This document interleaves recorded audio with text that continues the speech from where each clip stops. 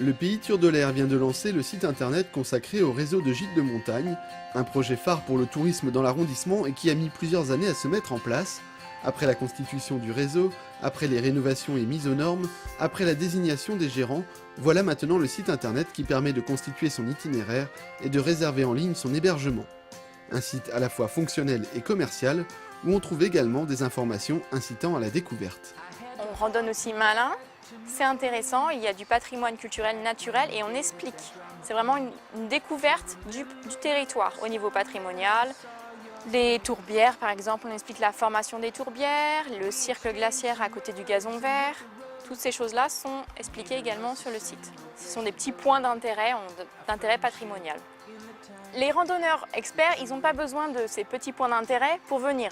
Ils viennent, ils connaissent le territoire. Mais les personnes qu'on cible, c'est les familles qui ne connaissent pas trop, qui pensent que la randonnée est quelque chose de difficile d'accès, alors que ça peut être facile. Il suffit juste de choisir le terrain et d'avoir aussi des choses qui intéressent ces personnes-là. Autre que la randonnée sportive, il y a les points d'intérêt patrimoniaux qui amènent à une découverte, c'est une randonnée découverte finalement. Et grâce à notre réseau, c'est possible de le faire en toute simplicité, en toute sécurité et sans grande difficulté. 7 gîtes d'étape sont désormais intégrés au réseau, le projet prend enfin forme, il peut envisager une sérieuse commercialisation. Et ce n'est qu'une nouvelle étape, le réseau de gîtes ne demande qu'à s'étendre. D'abord, il faut le mettre en route, il faut que les taux de remplissage espérés soient là. Bien sûr, certains sites marchent tout de suite tout seuls, comme le Bellaquer, très connu.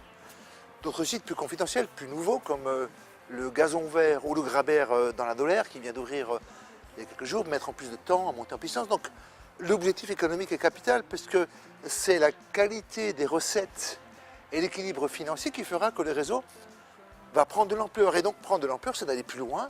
Pour l'instant, nous ne sommes pas finis. Il est déjà envisagé une branche qui irait vers Remiremont, prendre le TGV, depuis le Gustiberg, via Ventron et le Haut-du-Tot.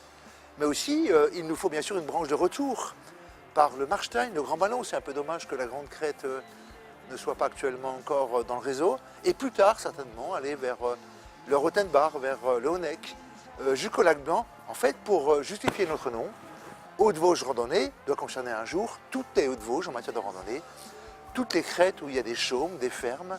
En tout cas, une offre de randonnée, de découverte tout à fait unique, exceptionnelle en France. Après le public du Grand Est, le réseau de gîtes espère prospérer dans tout le nord de la France, la Belgique et l'Allemagne. Le site sera d'ailleurs bientôt disponible également en allemand.